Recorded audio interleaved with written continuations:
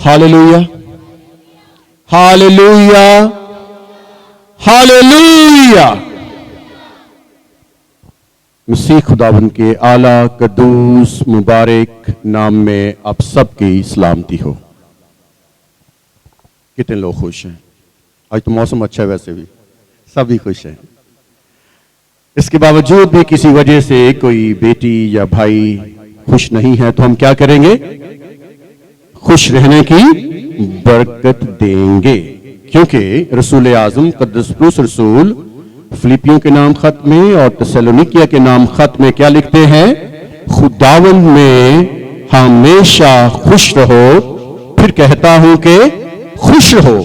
आइए एक दूसरे की तरफ मुस्कुराते हुए दिल से कहें, बहन बहन से, भाई भाई से, के खुदावंद में खुश रहो। फिर कहता हूं, फिर कहती हूं, खुश रहो।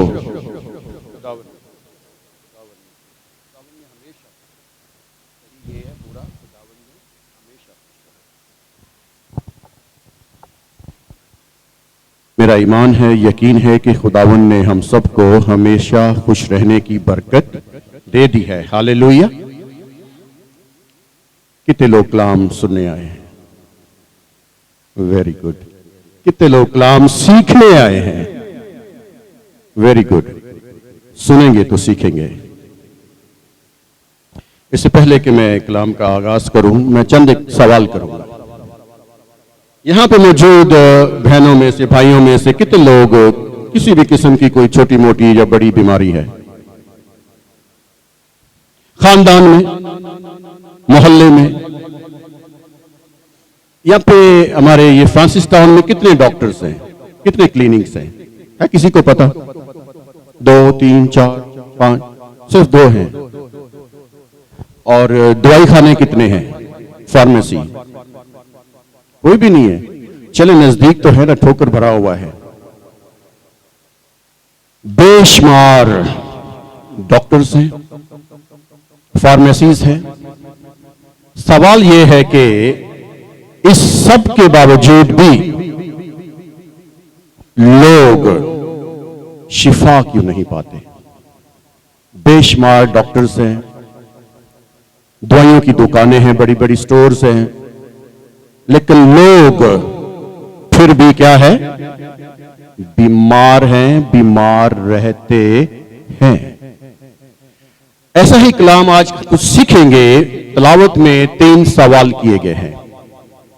यिर्मयाह नबी की मार्फत खुदावंद खुदा 3 सवाल करते हैं। फिर उसको लेके आगे चलेंगे कि क्या वजह है, खुदा क्यों सवाल कर रहा है।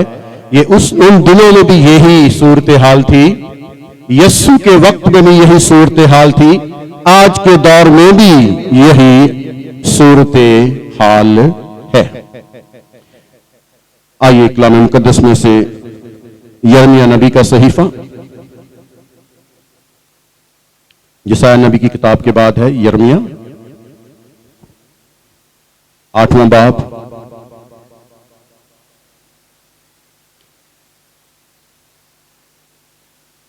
बाईसवीं आयत।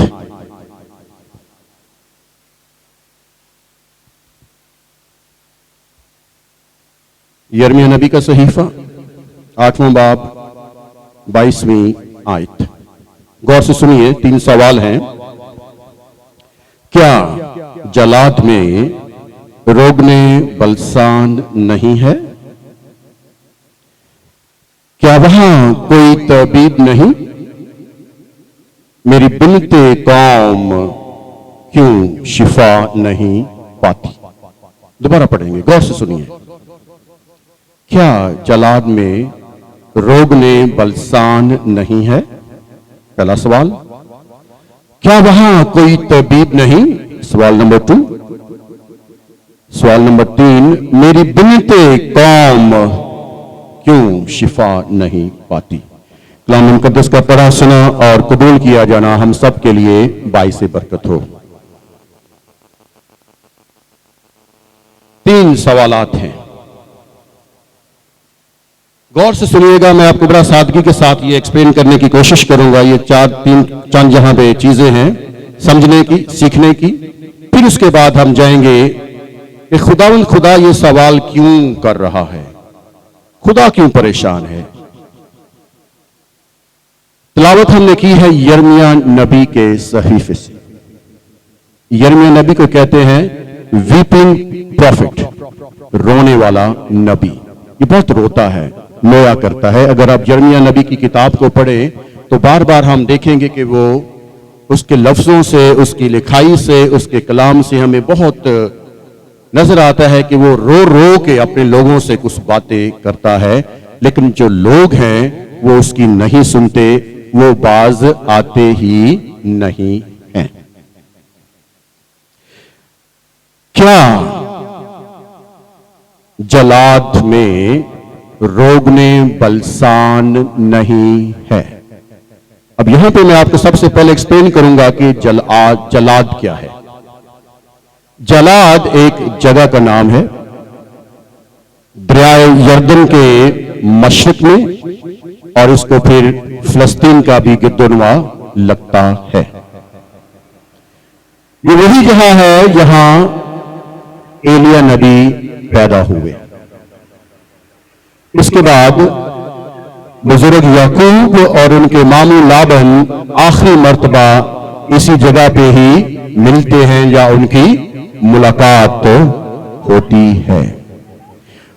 और यही वो जगह है जहां यूसुफ, बुजुर्ग यूसुफ के भाई मिलके मंसूबाबंदी करते हैं कि कैसे हम अपने भाई यूसुफ को बेच दें। इन सब से हटके ये एक ऐसी जगह है जहां पे दवाइयों की मंडी लगती है। ये वो जगह है जहां पे कसीर तादाद में लोग दवाइयां बेचने आते हैं, लोग दवाइयां खरीदने के लिए आते हैं। ये है ये जगह जलाद, जिसके बारे में सवाल है, क्या जलाद में रोगने बलसान नहीं है? अब हमें गौर करना है कि ये रोगने बलसान क्या है, क्यों इस पे जोर दिया गया है, क्यों इसकी, क्या इसकी अहमियत है। रोगने बलसान कुछ जड़ी बूटियां हैं, पौधा है, प्लांट है, जिससे ये रोगन को क्या कहते हैं दूसरे अल्फाज में? जी, रस। कुछ किस्म का ये रस है। आपको जब मैं छोटा था मुझे याद है, जब हम छोटे होते थे ना, कीकर का दरख्त होता था, उसको हम काटते थे तो उसमें से गूंद निकलती थी, वो हम किताबों पे भी लगाते थे, कभी खा भी जाते थे, उसका कोई नुकसान नहीं होता था। इसी ही तरह से इस रोगने बलसान को हासिल करने के लिए उसके प्लांट को कट लगाते थे ताकि वो उसमें से उसमें से रस निकलता है, मादा निकलता है, उससे वो रोगन बनाते हैं। इसको बोलते हैं बाम, रोगन को इंग्लिश में बोलते हैं बाम। तो ये बाम बनाते हैं जो कि मुख्तलिफ तौर पे इस्तेमाल होता है, दवाइयां बनाने के लिए, परफ्यूम बनाने के लिए, और ये खानों में भी इस्तेमाल होता है। लोग इसका मरहम बना के, एक ऑयली सब्सटेंस होता है, इसका मरहम बना के आजकल जैसे हम यूज करते हैं, मूव है और आयोडेक्स वगैरह है ना, तो उसको जहां पे हमें थोड़ी चोट लगी है या थोड़ी सूजन है, दर्द होता है, उसमें थोड़ा लगा देते हैं, माथे पे भी लगाते हैं, तो उससे आराम आता है। इसी ही तरह से रोगने बलसान को मुख्तलिफ दर्दों से, बीमारियों से शिफा पाने के लिए इस्तेमाल किया जाता था। जब मलका सबा सुलेमान बादशाह को मिलने के लिए आती है तो अपने बाकी मानदा तहाइफ के साथ वो ये पौधा भी लेके आती है जिससे बलसान निकलता है। इससे हम जानते हैं कि ये पौधा, ये बूटियां इतनी अहमियत की हामिल थी। पैदाइश की किताब में हम देखते हैं बुजुर्ग याकूब ने जब अपने बेटों को मिस्र से अनाज लेने के लिए दूसरी बार भेजा तो वो उनको कहता है कि बाकी कीमती चीजों के साथ साथ ये रोगने बलसान का भी इजाफा करो। जब मूसा को नहीं, यूसुफ को बेचा गया उनके भाइयों के जरिए थे, तो इस्माइली काफिला जो वहां से बिजनेस के तौर पे मिस्र जा रहा था, तो उनके बाकी मांदा चीजों के साथ, मसालाजात के साथ रोगने बलसान भी था। अब मैं आपको बताना चाहूंगा कि इस रोगन की किन किन रेफरेंस में दर्ज किया हुआ है। आप चाहो तो लिख सकते हैं, अगर बुक और पेन है तो। यिर्मयाह 8 बाब 22 आयत, दूसरा तवारीख 28 बाब 15वीं आयत, यिर्मयाह 40वां बाब 11 आयत,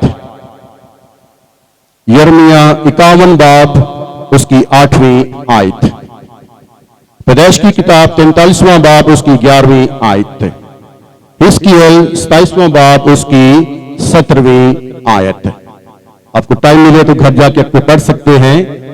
यहां इन आयात में, हवालायात में बलसान का जिक्र है। इससे अंदाजा होता है कि ये कितनी अहमियत का हामिल है।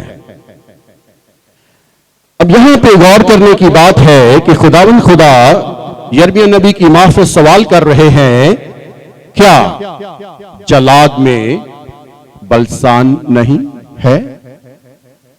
मतलब है ये कि वहां मार्केट लगती है, कसीर तादाद से मकदार में वहां पे दवाइयां मौजूद हैं। रोगने बलसान जो एक अहम रोगन है मुख्तलिफ बीमारियों से शिफा पाने के लिए, वो भी वहां पे मौजूद है।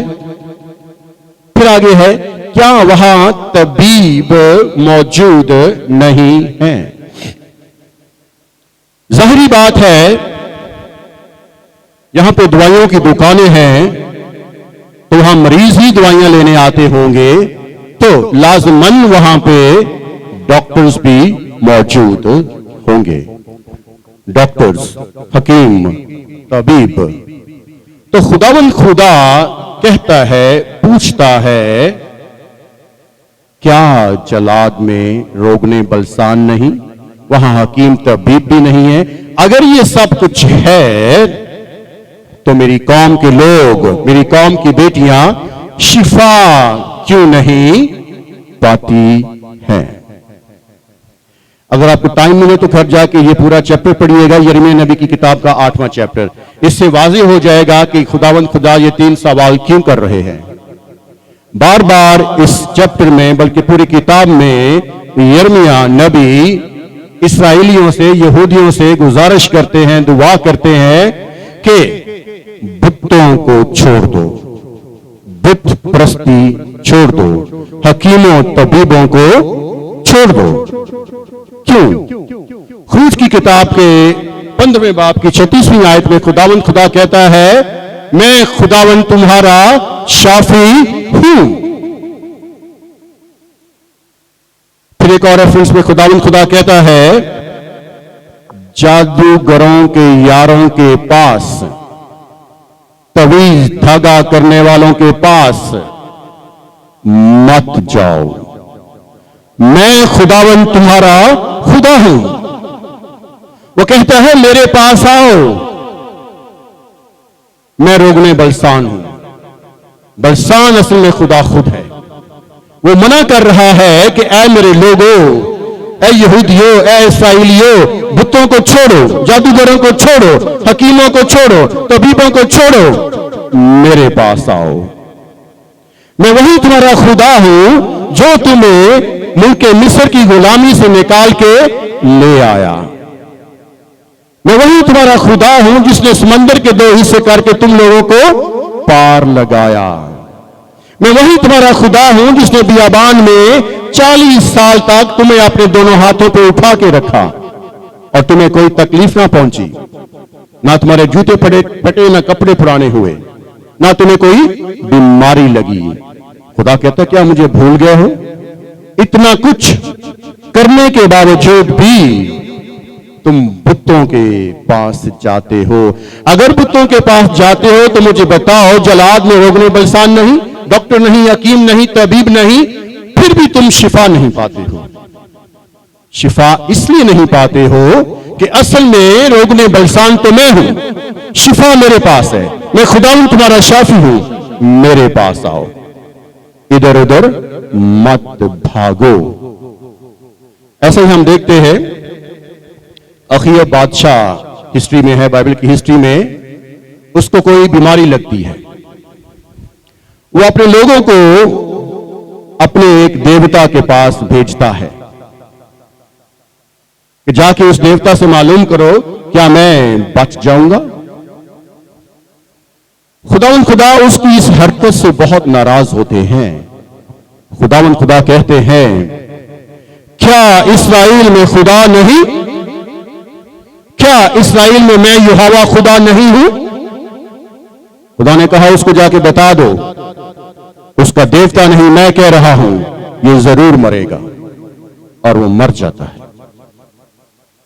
इसी तरह से दूसरा तवारीख की किताब है, 16वां बाब, उसकी 12वीं आयत से ऑनवर्ड्स है। वहां पे जिक्र एक बादशाह का जिसका नाम है आसा बादशाह। उसको भी कोई बीमारी लगती है, एक फोड़ा निकलता है। हालांकि वो अपने आप को काफी कोशिश करता है खुदा के नजदीक शो करने का। उसने बहुत सारे अपनी बादशाही में बुतों को भी हटा दिया। उसकी मां जो मलका थी, उसने उसको मलका के ओहदे से भी हटा दिया क्योंकि वो बुत परस्ती करती थी। लेकिन जब अपना उसका वक्त आया खुदा के पास लौटने का, तो वो हकीमों और जादूगरों के पास जाता है और नतीजा ये निकलता है कि वो मर जाता है। जिंदगी खुदा के पास है, हकीमों तबीबों बुतों के पास कुछ नहीं है। इसी ही तरह से हमने सीखा हुआ है हिजकिय्याह बादशाह के बारे में, यशायाह 30वां बाब, दूसरा सलातीन उसका 20वां बाब। वो भी बीमार पड़ता है। यशायाह नबी की मार्फत उसको पैगाम दिया जाता है कि तू मर जाएगा। लेकिन खुदा के लोगों की और ही बात होती है, वो खुदा के इरादों को भी तब्दील करवा लेते हैं। उसने क्या किया, अपने बिस्तरे पे लेट के दीवार की तरफ मुंह करके जार जार रोया और दुआ की। जब खुदा ने उसकी संजीदगी को, उसकी बंदगी को देखा, तो उसने यशायाह से कहा कि जाके हिजकिय्याह को बता दे कि मैंने तेरे आंसुओं को देखा, मैंने तेरी दुआ को सुना और मैंने तेरी उम्र को कितना 15 वर्ष और बढ़ा दिया है। उसको सेहत भी दी और उसकी जिंदगी को भी और बढ़ा दिया। हालेलुया।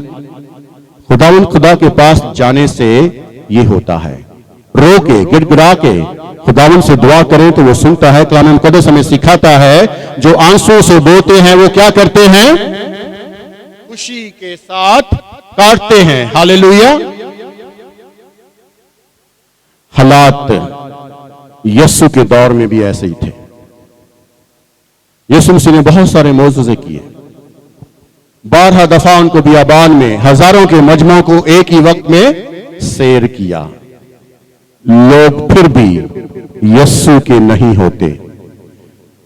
खुदावंद यीशु फरमाते हैं, ये मेरे पीछे इसलिए आते हैं कि रोटियां खाएं, ना कि मेरे होले। खुद गर्जी के साथ आते हैं अपना पेट भरने के लिए। ऐसा ही बाओजदाद ने बियाबान में खाया, मन खाया और मर गए, फायदा कुछ ना हुआ। हालांकि यीशु मसीह फरमाते हैं कि जिंदगी की रोटी मैं हूं, जिंदगी का पानी मैं हूं। वो फरमाते हैं, ए बोझ के थके मांदे मेरे पास आओ तो मैं तुमको आराम दूंगा। लेकिन लोग मुकम्मल आराम पाने के लिए उसके पास नहीं आते हैं। वक्ती तौर पे वफादारी दिखाते हैं, बाद में फिर मुकर जाते हैं। यसु कौन थे, फलाना कौन, अब ठीक हो गए हैं। ये खुदावन नहीं चाहता है। वो चाहता है कि मुकम्मल तौर पे मेरे पास आ जाओ। सेहत मेरे पास है, शिफा मेरे पास है, जिंदगी मेरे पास है। वो कहते हैं मेरे ही पास तो सब कुछ है, तुम इधर उधर क्यों बेकार में जाते हो, भागते हो। हम ये गीत गाते हैं ना, जो औरों के पीछे भागते हैं उनका गम क्या होता है, बढ़ जाता है। जादूगरों के पास दिए जलाना, तावीज डलवाना, इससे कुछ नहीं होता है, इससे गम बढ़ जाता है, शिफा नहीं मिलती है। शिफा मिलती है यीशु के पास आने से। उसके पास क्यों आने से?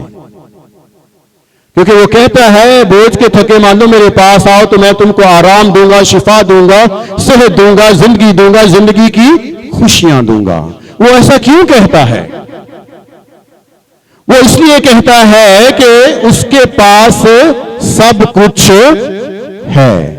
इससे बढ़ के वो ये कहता है मेरे बेटे मेरी बेटी, मैंने तेरे लिए अपनी जान का फिदिया दिया है, मैंने तेरे लिए अपना खून बहाया है, मैंने तेरी शिफा को खरीद लिया है, तू मेरे पास आ जा। लेकिन लोग ऐसा नहीं करते हैं, खुद नहीं आते हैं। कहते हैं हमारे घर पे आइएगा, मेरा फलां बीमार है, मेरी बेटी बीमार है, मेरा बेटा बीमार है, मेरा अबू बीमार है, मेरी मां बीमार है, घर पे आइए। क्यों? पास्टर साहब नौकर हैं आपके, खुद नहीं आते हैं। जरा गौर कीजिए, एक एक खानदान के सारे लोग नहीं आते हैं। अबू उधर जा रहा है, मां उधर जा रही है, भाई उधर जा रहा है, बहन उधर जा रही है। अगर सवाल किया जाए तो कहते हैं नहीं जी, बाबू नाराज होता है, फादर नाराज होता है, अब्बू नाराज होता है, मामू नाराज होता है, चाचू नाराज होता है। ये नहीं कहते कि खुदा नाराज होता है। लोगों की फिक्र, शर्म आती है हमें आपके चर्च में आते हुए। फलां देख लेगा, टमकां देख लेगा, वो उधर बता देगा, वो उधर बता देगा। जो देखने वाला है वो खुदा है, वो आपको देख रहा है। वफादार बने अपने खुदा के, अपने खादम के, अपने यीशु के। देखें, गौर करें कि आपको बरकत कहां से मिलती है, मसा कहां से मिलता है, जिंदगी कहां से मिलती है, आपके मसाइल कहां दुआ करवाने से होते हैं, ना कि एवं ही दूसरों को खुश करने से, चंदे देने से। इसका कोई फायदा नहीं है। दुआ भी करवाते हैं और ईमान भी नहीं रखते हैं। हर इबादत में हम गौर करते हैं, अगर आपने देखा हो, दुआ कर दी गई है बीमारों के लिए, इबादत खत्म हो गई है, फिर भी लाइन लग जाती है। क्यों? वो दुआ गलत थी, वो दुआ गलत थी, उसमें कमी पेशी थी। फिर ये भी होता है, इधर से भी यूं चलते हैं, जो बुआ जी के पास, मेरे पास, वो जो दुआ यहां से हो गई है उसमें कोई कमी पेशी है। 1 2 3 4 लोगों से आप दुआ करवाते हैं, खुदा कहता है तुम्हें शिफा ऐसे नहीं मिलेगी। ईमान रखो, वफादारी करो खुदा के साथ, ईमान में मजबूती पकड़ो तो तुम्हें सब कुछ मिलेगा। एवं कोई नया पास्टर आ जाए, पादरी आ जाए, उसके आगे सर डाल देते, चलो जी देखें परखें किस खुदा के खादिम के अंदर ब्लेसिंग्स हैं, शिफा की, आपके प्रॉब्लम्स को हल करने की दुआ की। एवं ही नहीं ये नवा आगे खड़े के देखो कुछ ज्यादा ही होएगा। नो, ऐसा नहीं होता है। अगर आपका खादिम, आपका पास्टर ब्लेसिंग से भरा हुआ है तो मत लेफ्ट राइट जाएं, कोई फायदा नहीं होगा। ये वही बात होगी, दुआ भी करवाते हैं, हकीमों के पास, तबीबों के पास, डॉक्टरों के पास भी जाते हैं, फिर कहते हैं शिफा नहीं मिलती, पास्टर से दुआ करवाई, फलां खादम से दुआ करवाई, फलां डॉक्टर से दुआ करवाई, फलां हॉस्पिटल में भी गए, अभी वैसे के वैसे ही हैं। अक्सर ये भी कहते हैं दुआ तो करवाइए, खौरे देखो की होता है। जब आपने लफ्ज खौरे डाल दिया तो इसका मतलब है शायद, शायद का मतलब है शक। भागना है, दौड़ना है किसी के पीछे, वो खुदा बाप, हमारा आसमानी खुदा बाप है। और यीशु मसीह है जिसने मेरे लिए और आपके लिए अपनी सलीब पर अपना खून बहा दिया। वो कहता है आ मेरे बेटे मेरे पास आ जा, मेरी बेटी मेरे पास आ जा, तू मेरा खून खरीदा है। मत इधर उधर जाइए, एक जगह मुकर्रर करें। आपका खुदा जो कहता है मैं खुदावन तेरा शाफी हूं, और यीशु मसीह जो कहता है मैंने तो तुम्हारे लिए अपनी जान ही दे दी है, और क्या करूं। यशायाह नबी और मुकद्दस पत्रस के जरिए हम सीखते हैं कि उसके मार खाने से तुमने शिफा पाई। और क्या चाहिए, और क्या चाहिए। बदरूहों से गिरफ्तार है, शिफा मिल भी गई है। फिर खानदान के कुछ लोग कहते हैं हमारा चाचा, हमारा मामा, हमारा दादा, पापा दिए जलाते थे, हम भी जलाएंगे।